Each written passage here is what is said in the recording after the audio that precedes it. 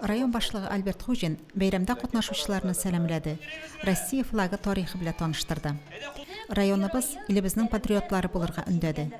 Яшь армиячылар Россия флагын алып кергәч, гимн яңгырады. Яшьләр һәм спорт бүлеге җитәкчесе Илшат Япаров велоюрыш турында мәгълүмат җиткерде. Маршрутны аңлатты һәм ярышка старт бирде. Флаг дәүләт символларының бер өлеше, бик зур тәрбияви мәгънәгә ия. Олимпиадаларда, дөнья күләм ярышларда җиңүгә ирешкәндә, дәүләтебез байрагы күтәрелгәндә нинди горурлык хисләр кичерәбез. Ул җиңү символы, Россия халкының бердәмлеген раслый, ди иҗтимагый совет рәисе Рушад Солтанов.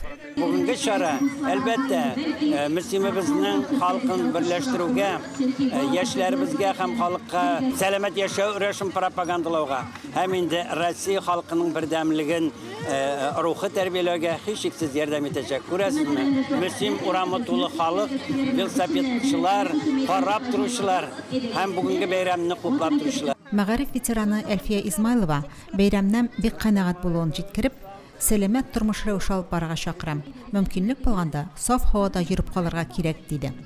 Бик яхшы булды, рәхәт булды, җиңел булды, армадык. Һәм менә шушындый велоюрыш инде ул безнең сәламәтлеккә бик яхшы йогынты ясый, һәм ул спортның бер төре инде.